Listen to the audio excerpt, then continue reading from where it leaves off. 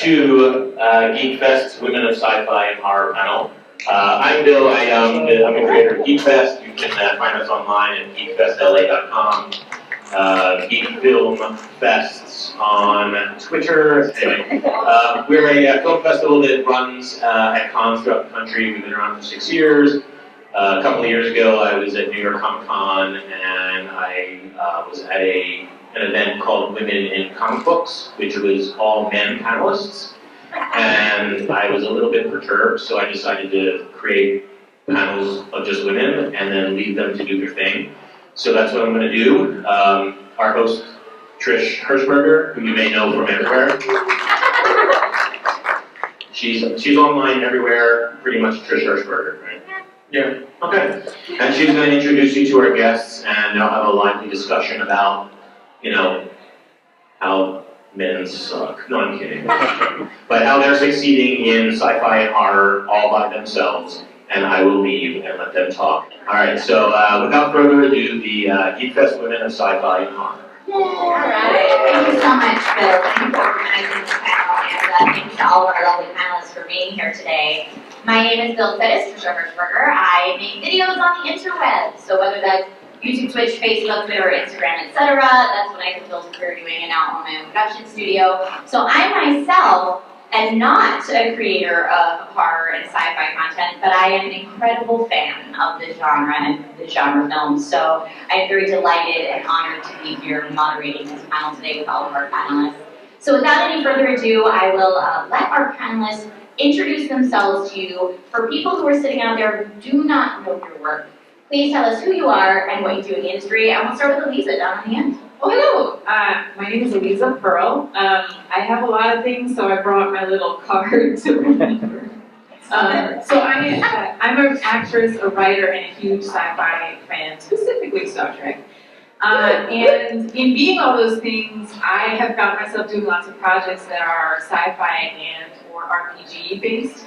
So first of all, I used to write for Nerdist as a writer for 2 years, Nerdist News, Nerdist Sketch, Nerdist Presents. That was very fun, and I love those folks.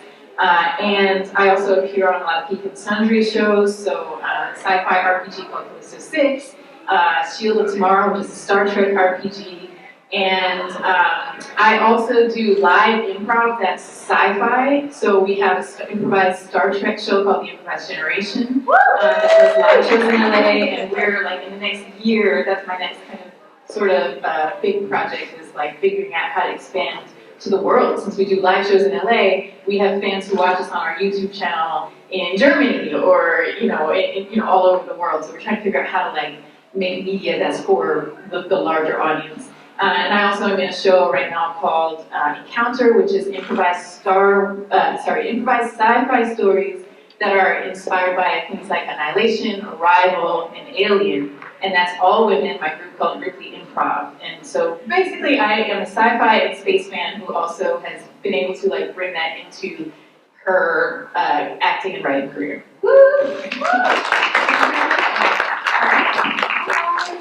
My name is Gigi Edgley, and I play piano on Farscape. And I'm the host of Jim Henson's Creature Shop Challenge. I've been flung into the world of sci-fi, to be quite honest with you, before Farscape. I was more into the phantasmagorical, like Dark Crystal and the Labyrinth and that kind of world. So Farscape literally catapulted me into the wormhole of sci-fi. And I love it, I absolutely adore it. I've been doing Comic Cons now for 20 years. I've made lots of projects with people that have actually come up to the booth, we've crowdfunded, we've made some amazing films, some beautiful music videos I also sing. We were performing last night at Ready Party 1. So I literally broke this morning. And I've made a beautiful music video with my baby daddy back there. And it's on my website, GigiEdgley.com. And we also happen to make a little baby. And she's back there as well. Her first name is Sky, and her middle name is Walker. So we're completely, yeah. Yay, let's hear from moms in the industry. My name is Jessica Cameron, and if I say on course, it's not because of anything awesome like you were doing last night. I just have been sick, so my apologies. I'm an actress and a filmmaker. As an actor, I've done over 100 projects, most of which will probably never get released. And as a filmmaker, I'm in post on my third film and just signed a really awesome deal to start a new horror franchise that I can't really speak too much about, but I'm really excited, and it'll be my largest project to date. I'm also an online content creator. I am very passionate about YouTube, and I run a little channel called Screen Free Screen, which, by the way, we're filming that for this panel. We're filming this panel for that channel now. I'm really passionate about just trying to help others get up there, make content that they're passionate about, whether it be narrative or documentary, etc., and be part of the solution to the foreign studio remakes. Essentially. I've always been a lover of horror. It's been a passion of mine since I was a little child. So to get to work inside of this industry is not only an honor, but it's something that I don't take lightly, and it's something that I take very seriously, and it's something that I really love to do. And I think that we're all blessed on this panel to be able to focus on spending our days doing things that we love. All right, thank you so much, Jessica. Real quick, Jackie, before you introduce yourself, Jessica, you mentioned being a fan of horror from a very young age. Do you remember how old you were when you saw your first horror film and what it was? The very first one that I saw, I think I was about 5, and it was Sometimes They Come Back. And I couldn't watch all of it. I could only watch until I got too scared. And to this day, I've never actually watched the entirety of the film. I think you just found the next thing you need to live stream. Right? I'm also scared because it's an 80s film, so realistically, what if it doesn't hold up? I love 80s films, but sometimes when you see them as a child, you're like, oh my god, that's scary. And then you see it in 2019 and you're like, I like it, but it's not scary. I love that. You're a brave soul. Jackie? Hello everyone, my name is Jackie Dallas. I'm an actress and probably best known for my role on Stranger Things as Jen, the teacher's girlfriend in season 1. Since then I've done a lot of other television projects such as Criminal Minds and CIS New Orleans, Bold and Beautiful. I've got a new Netflix series coming out soon, which I can't talk about yet, but coming soon. Super excited for that. I do a lot of indie filmmaking as well, so particularly in the horror genre. We just had a horror movie called The Hiding come out. It's available on DVD and Amazon Prime, and another genre film with William Shatner and Jerry Ryan, some of the legends from the Star Trek industry, called The Devil's Revenge, which is also out as of October 1st, I think. So, awesome. Yeah. I love it. I cannot wait until after the panel where I can say, okay, all the stuff that I'm allowed to talk about. I love that everyone's working and doing such amazing things. For our panelists, I would love to ask you to share the story of how you got your start in genre entertainment work, and maybe some nuggets of the stories that you hear up here on the panel will help you to get your first foot in the door. So I have this love-hate relationship with horror movies. When I was really young, I couldn't get enough of it. I think it's just this, we have this really long, weirdly arranged house, and so the television was on one end of the house and all the bedrooms were on the other end. So I remember sneaking out of my room to watch movies that I was not allowed to watch at an age totally inappropriate. And then I would crawl back to my room and not be able to sleep for the rest of the night. And then sometime around, I want to say high school, I started legit getting real scared. Not just jump scared, ooh, that's exciting, real scared. And then I couldn't watch it at all. I was such a scaredy cat. Fast forward to becoming an actress. I got my start, as most actors do, I think, doing student films, short films, indie films, and I think horror movies is a huge part of the indie filmmaking community.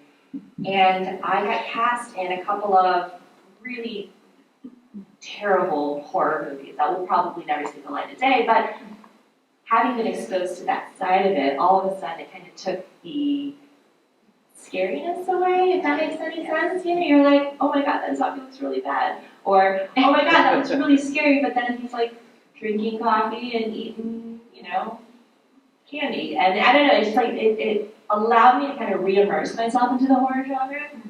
So the more I do it, the more I fall in love with it. And we actually, Jessica and I, we just saw an indie film the other day called The Wretched, which is going to be amazing when it comes out. And now I realize I am a huge fan.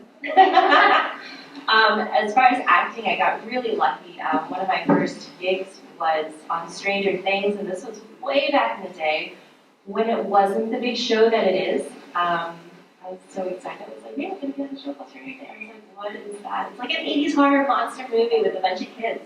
So what's the big deal, right? I was like, oh, you guys know. Anyways, and then it came out, and then a week later it was like, hey, you're on that show. I'm like, told ya. So that's my story. So I actually went to school for fashion design and merchandising. So I had a corporate job at a major retailer whose name I will intentionally omit. And they, within my first 3 months of working there, I'm Canadian also, so I came to this country for that job originally. So when I was working there during my first quarterly, they had an issue with my speech. Specifically, they felt I spoke too quickly. I also had much more of a Canadian accent at the time. So they insisted I fix this issue. When I couldn't find a speech class, my immediate boss was like, just take an acting class and talk slowly around stupid people, and we'll tell them it's working. And corporate America, that's what we did, and that's what worked. And it was honestly one of those things that was such a blessing. At the time, I was like, oh, I don't want to spend hundreds of dollars on a class that I don't want to take, and I don't want to work, 80 hours a week at my job and then take a class for something stupid. But I found myself falling madly in love. Being in fashion design was very creative in theory and in school, and it's not in the real world. So I found myself as a very creative person, really stifled and stuck in the job for extended hours that I hated. And acting gave me this wonderful, breath of fresh air. And I found that every day I could get through my crappy day job just to make it to my acting class or make it to my rehearsal. And I loved it. And I actually did that for a couple of years where I just took every acting class in the state of Ohio that I could take. And then it eventually came to pass that my coaches were like, you're really good, and there's really no more classes to take. In the Midwest, there's not an endless supply of classes, and they don't change them up. They typically do the same class on repeat every year or two, because the students come over, because people either move on with their lives, meaning they go down a family track or another track, or they move away to go pursue acting on the larger scale. So they tend to repeat these classes. So the teachers are like, you should just start auditioning. And I didn't want to at first. I was really hesitant because I didn't want a part-time job or another job.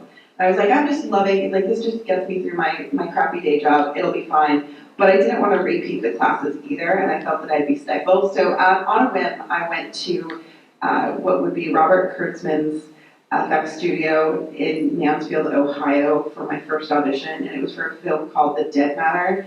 So Bob is a brilliant effects artist. If you're not familiar with his work, you've definitely seen it on TV. He is the director of the Wishmaster series, but also has done effects for some of the greatest horror films of all time. That being said, I had to audition in this giant converted bowling alley, and it was this amazing experience of just walking in and seeing all these monsters and creatures from Hiss and the Vampire in Brooklyn and the Devil's Rejects and all this cool stuff, and then you're like, no, you can't geek out, you have to pay attention to your script, you still have to memorize stuff. And I did the audition, and I landed the role in the room, and it went really great, and then nobody called me. And so I, an inexperienced actor at the time, was like, hey, why haven't you called me? You told me I got cast. So I called them, and they eventually called me back. And I got approval, by the way, from the corporate job to go do this movie. And then they're like, oh, so I know that we loved you in the room, but because you've never acted before, the financiers want to go with someone else. So that being said, they did go with somebody else, a wonderful actress, but they gave me an extra role. And they gave me the original role that I auditioned for as well, which was featured. That being said, I had so much fun on set. That night, it was an overnight shoot at the Mansfield Reformatory, and it was such a wonderful, brilliant experience. And just seeing all of these passionate creators, there was all of the Bob Kurtzman staff, David Greathouse, etc. You've seen them on the TV shows, but doing the effects, and it was just this wonderful environment. At that moment, when I was leaving set at the crack of dawn at 5:30 to go to another crew member's place to shower, so that I could drive to my work and work a 14-hour day, I was like, this is true love. This is what I need to do with the rest of my life. And then I started planning my attack to get my visa for acting, to get my savings so that I felt comfortable leaving a consistent income, etc. And then I just started working in Ohio, and Ohio is a hobbyist market, so mostly low-budget indie genre films because you can actually get them released without a star. And I started trying to act in as much as possible, and I was so happy that it coincided with mostly genre pictures because that's what I love. And then the rest is history. I've tried to go for jobs that weren't acting in my quiet time. Like I applied to be a waitress, and they said, have you ever been a waitress before? And I said, no, but here's my acting resume. And it was a book like this big, and the cover of TV Guide, and the picture of my action figure, and the, like this big. So you can see that I'm a hard worker. Such a weird angle. You can see I'm a hard worker, and I'm very committed. And they're like, but you've never been a waitress, so we can't hire you. I'm like, I can do this. I can act like a waitress. Seriously. So I've been really blessed throughout the journey. The Comic Cons have been an amazing way to meet beautiful people, make new projects, and also help me live and eat and almost dress me. So I've been very fortunate in pretty much acting is the only thing I've ever done my whole life, which is, and when I hear like, when you said that it was a conscious decision to leave a good paying job, I'm like, it's funny, I've never even had that stability once in my life. And sometimes when people just say, aren't you worried? I'm like, well, now I am. You just kind of don't think about it. It's interesting, you just work tirelessly to achieve the dream that's in your heart, and somehow the universe coincides events to make it happen. And you guys have all been a huge part of that. I wouldn't be here, nor would any of us, unless it was for you guys helping us out and watching us and sharing the journey with us. So we have big, big thanks to give to you guys. I've never done horror. I'm a big wuss. One of my best friends was the producer on Wolf Creek, and he said, I want you to be in this movie, and this is before we knew how big it was going to be. And because he was a friend, I was like, oh, that sounds really cool, yeah, I'm going to roll in a movie because my majority of stuff has been television, and I love doing films. And then I read the opening scene at that stage. It was the scene for the audition, and it was a girl that was attached to a pole and horrible things were being done to her, and I went, oh, I can't do that.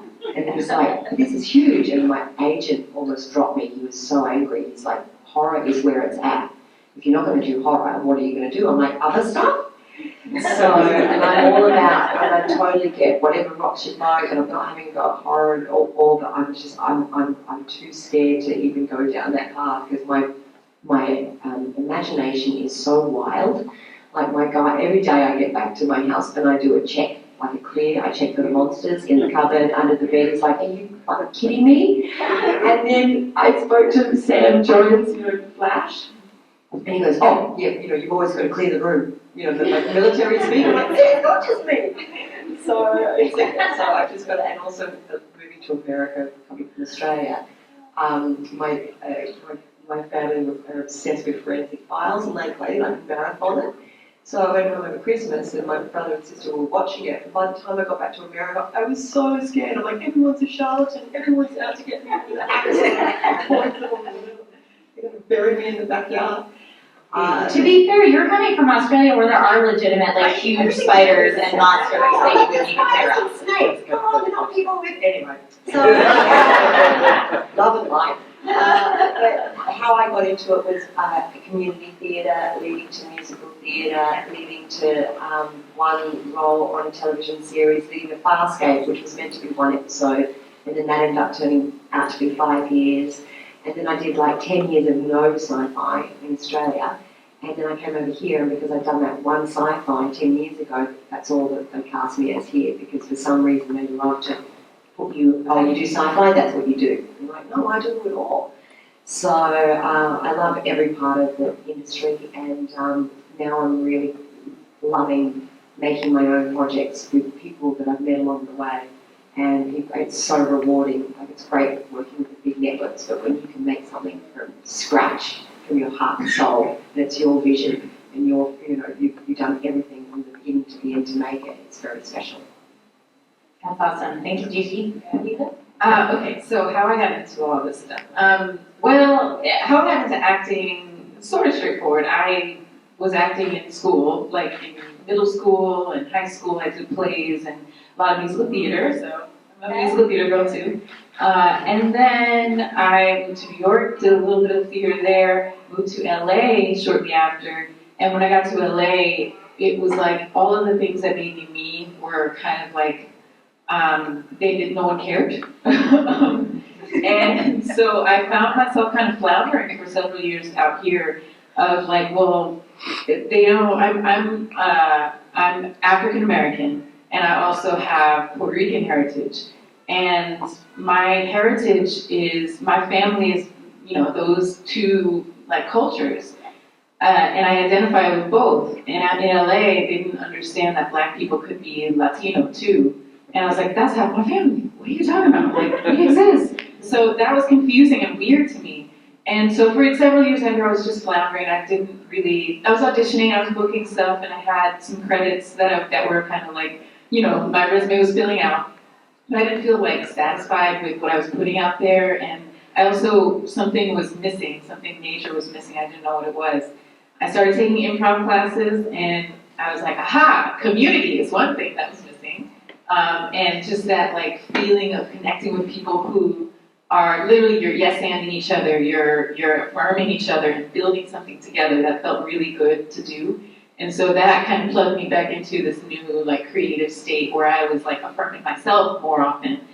And then in affirming myself through improv, I was like, well, I'm not a writer, but like I have all these ideas and scripts and stuff, and I could never make them myself, but if I did, what would they be? And I looked at like my years of Google Docs of journal entries and script ideas and dreams that I had that were very narrative and like movies, and they were like 95% sci-fi, and I think maybe 5% fantasy. And so I was like, well, maybe I should start writing these ideas.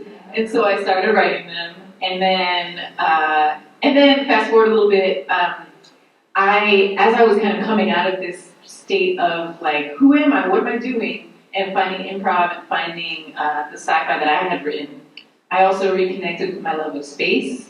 I started going to like JPL, going to events, connecting with other space lovers, and that was another community that like kind of broke me out of that feeling of, I'm an actor, I can be anything. It's like, no, I'm me. Like, I bring myself to the roles. It's not the other way around.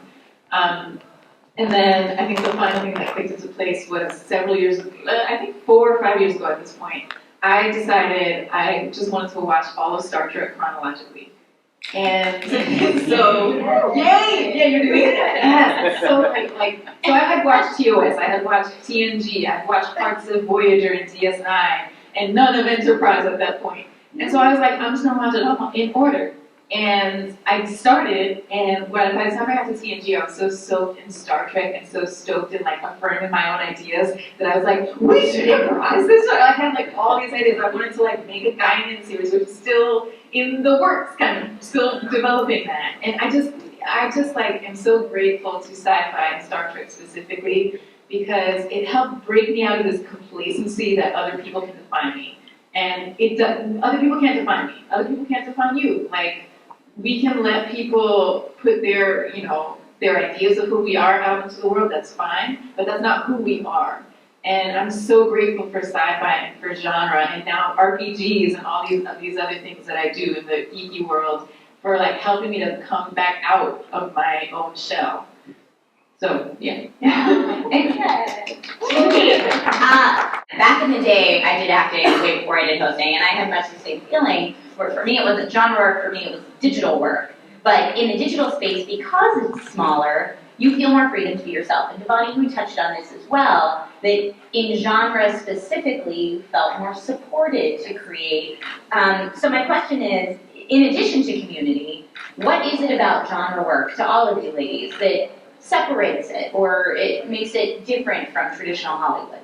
One of my favorite things about the genre of sci-fi and horror is it's not necessarily rooted in reality. So a lot of, like you said, network stuff, or even these dramas and comedies, a lot of what you see on television or these blockbusters, Hollywood loves to define you.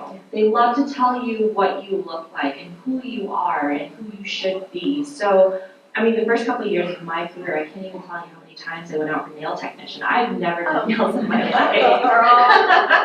You know, and it's just one of those things. And I've truly been blessed that I didn't have to pave my way with these sort of roles.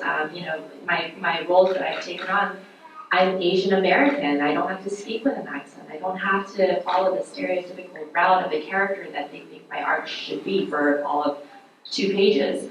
But in the you know, in the indie world, like in the sci-fi world, in the horror world, like you can be the lead character. It doesn't take place in here and now. It takes place in whatever you can imagine, and in this like ideal, you know, future. Even if it's not ideal, even if it's like dystopian and apocalyptic, you can be whoever you want to be. You know, there's no rules about defining who you are supposed to be in the future.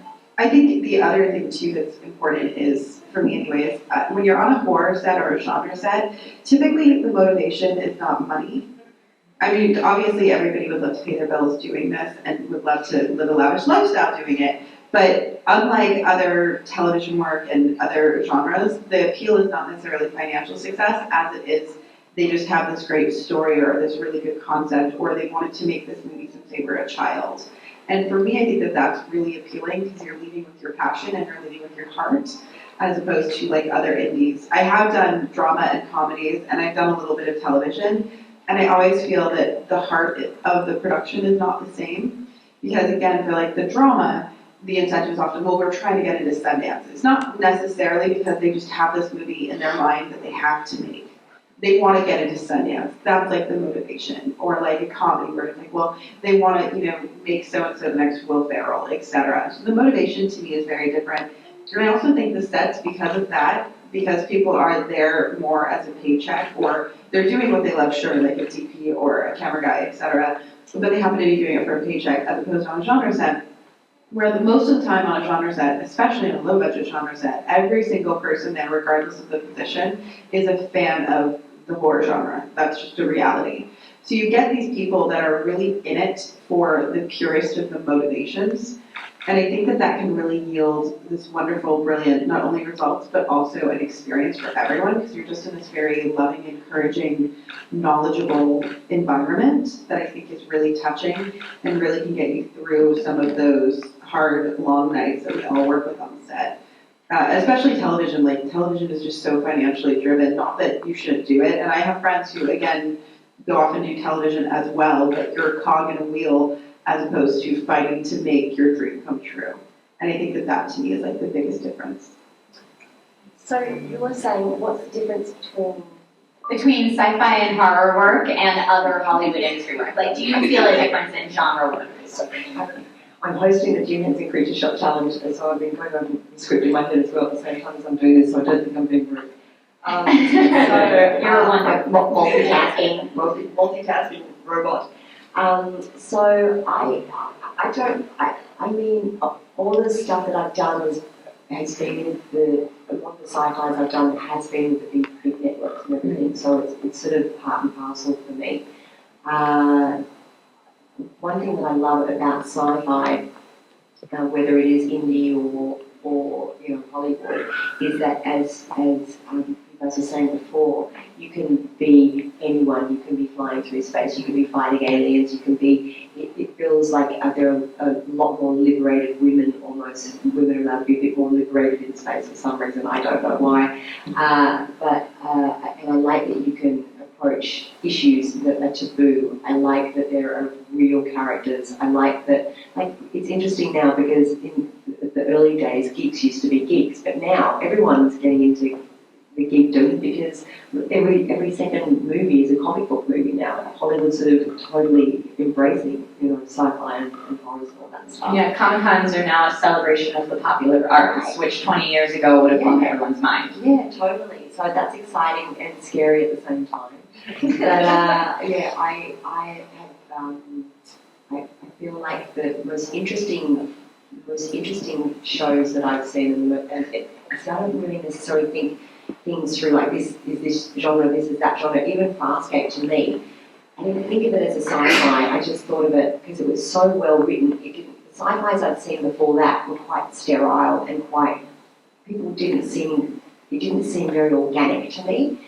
And I didn't kind of connect with it very well. So Farscape to me just seemed like a screwed up family travelling through the uncharted territories, trying to get what they could get, kind of thing. So in that way, it's funny when people break down things into genres and stuff. Yes, I know that that's a sci-fi and that's a horror, but to me, it's a character going on a journey, and that's where they go, kind of thing. I don't know, my brain doesn't work in genre mode. Yeah, well, I mean, you had mentioned, Gigi, that you, in your time in Australia, you spent about 10 years doing not genre work. Yeah. So just, I mean, if you can think about the differences in that work versus the differences in your genre work, if there was any glaring difference, or maybe it was really all quite similar. To me, it's your character and their journey, and that doesn't matter whether it's in she's wandering through she's a paramedic or an alien or a girl's find a visitor or a crap ball. That it's a person on along their way, kind of thing. You know what I mean? In their universe. Yeah, cool. The difference I see between genre versus non-genre is I just find so much more inspiration in genre work, whether it's actually making the genre work or watching it. I know that as a consumer of genre work, I appreciate that, I forget who exactly said this, but I think Jackson and Devani might have both said this in some way. I appreciate that the rules are not the same.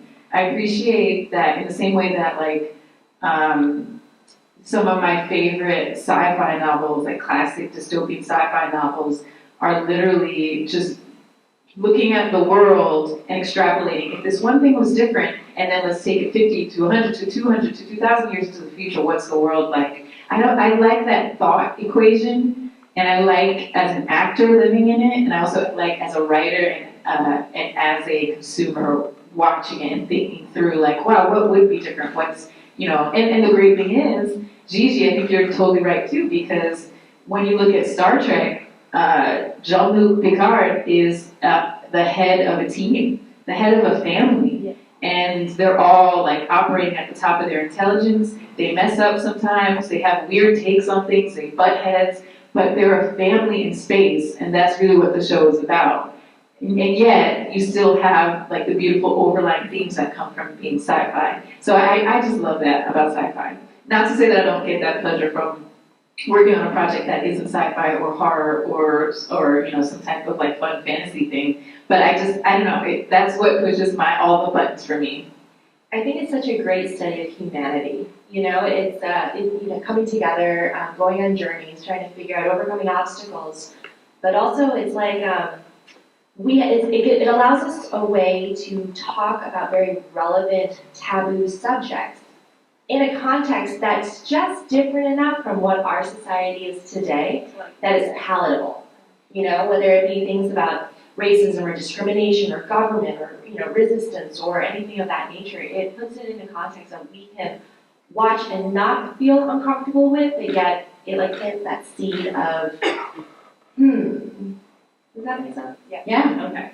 Yeah, because I think when something is too overt in trying to tell a message, people automatically have a knee-jerk reaction to it and don't want to take it in, but you're right. It is much more palatable in a sci-fi, fantasy, horror genre piece.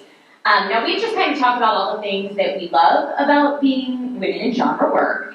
So let's kind of spin that on its head. In sci-fi and particularly in horror work, there's a greater conversation to be had about female empowerment versus female exploitation. And so my question to you ladies, as people who've all worked immensely in the genre, have you seen that in your career? And if so, kind of what is your take on that greater conversation? So anyone who wants to jump in can take this if anyone has thoughts on I this have a one. good one. So I love being a lady, and I love being sensual and sexual and feminine and strong and brave and vulnerable and all the different colours. And I feel it's super awesome in this day and age that we can all make our own films now. So if you're not comfortable with a situation at work, or if you're not comfortable with the weird sexual stuff going on in the industry, then take the power back into your own hands and create your own projects and work with crews that you feel comfortable with. A very interesting thing that happened to me in the early days, I was auditioning for Beastmaster, millions of years ago, and it was the weirdest process. And I was just teeny tiny. It was just around the Farscape days. And the director at the time was an American who was auditioning in Australia because they were shooting it with the Beastmaster series in Australia. And halfway through the audition, he gets a phone call on his phone, and I was like, oh, I stopped. He goes, oh, just keep going, just keep going. And he's like, rah. I'm like, huh? It was so weird. It was just, I'm like, how do you, he's not watching, what am I acting for? Like, this is so weird.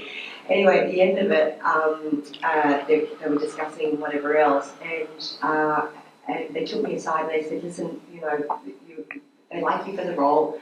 Would you consider working, doing a few things to, you know, fix yourself up? And I was like, what do you mean? Like, they were talking about getting fake boobs, and I was like, what?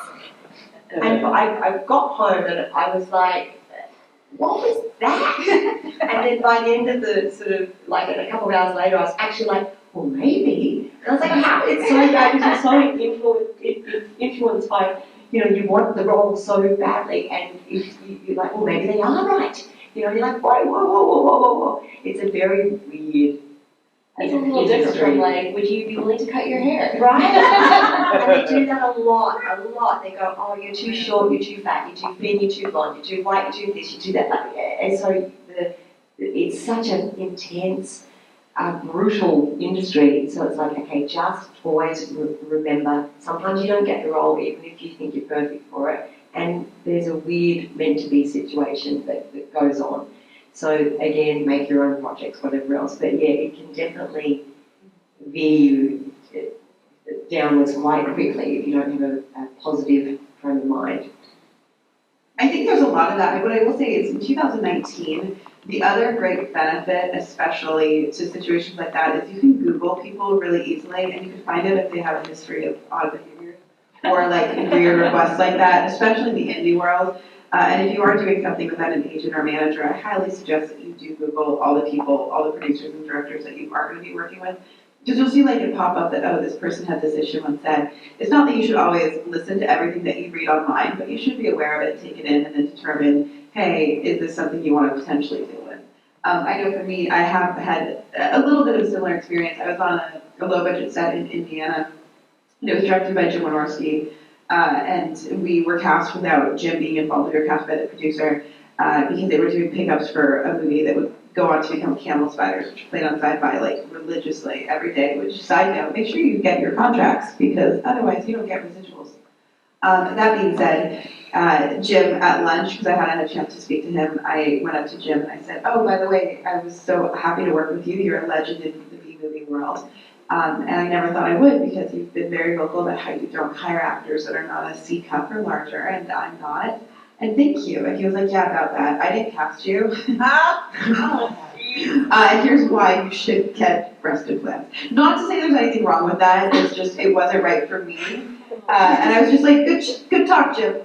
Good talk. I'm gonna go back to my one meal that we got on that set that day, and just get to studying my lines. So I think just because somebody says it doesn't mean you have to listen to it. Also, let's be really clear. I wasn't really offended with Jim. I was more just like, you're that guy. Like, and I also, because I did research, I had a feeling something would come up at some point because he has a reputation for acting like that. But that being said, Google is going to be your best friend, and it can help you see some of these issues before they happen.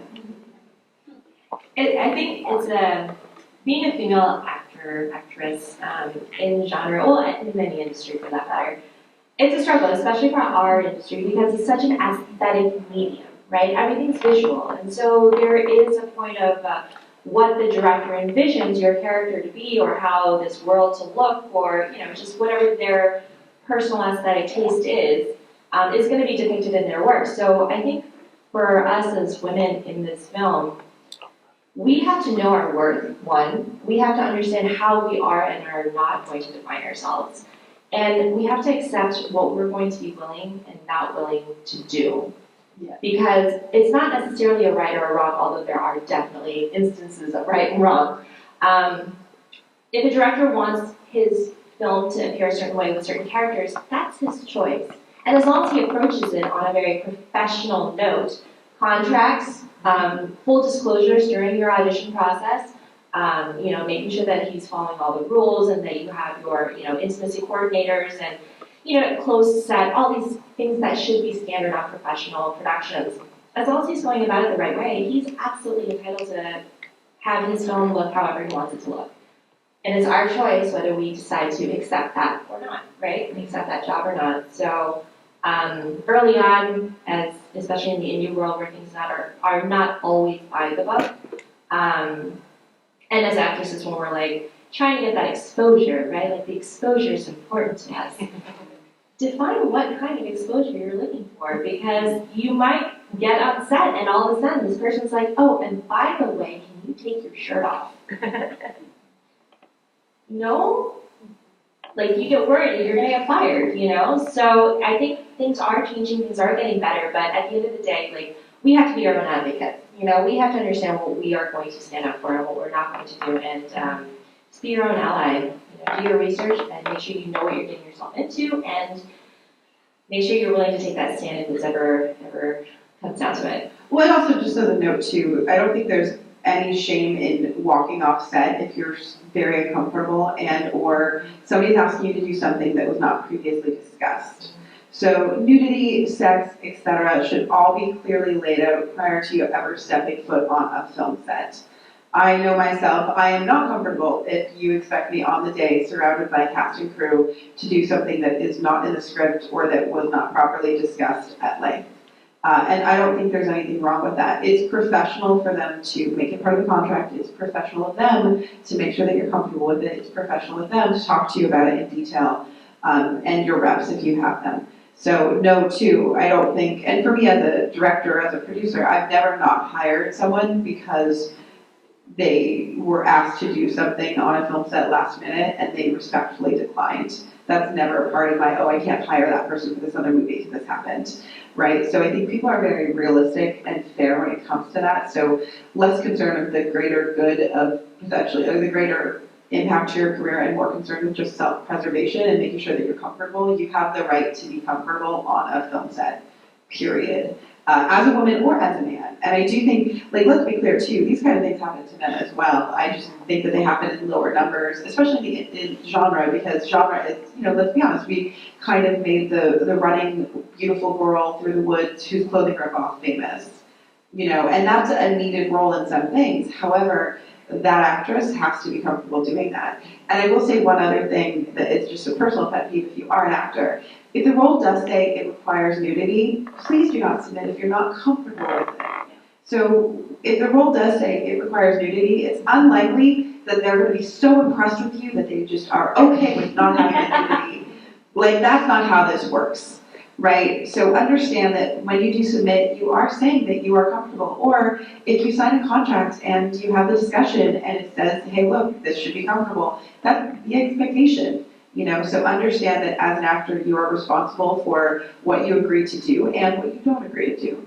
But it is a two-way street. And I would say both sexually, which we've been talking about kind of at length, but also when it comes to brutality. I worked as a magician's assistant for a long time, and there are a lot of magic acts or illusions that involve slicing a woman up into 1,000,000 pieces. And sometimes it's fun to flip that on its head and slice a guy up into 1,000,000 pieces, but when you see an act or a film where that seems to be the running theme of the film, and one of my very good girlfriends is an actress that's appeared in many, many horror films, and she would refer to it as female torture porn movies. Again, I think that goes back to only tell the stories that you want to help tell. Jackie, like you were saying, the director has the right to tell any story they want to tell. Just make sure that you want to be part of that story and you're staying true to yourself. Thank you to everyone who's come here today. We are at our hour, which thank you for the lovely conversation, everyone. I was going to open it up to Q&A, but we actually have a 30-minute meet and greet after this. And I believe that we have enough panelists up here that if anyone has a question, we should be able to get to them all in that 30 minutes. So feel free to come up, say hi, shake hands, take pictures, all that good stuff. And I know that some of these lovely ladies even have swag and stuff that they can hand out to you. So ladies, thank you so much for being on this panel today.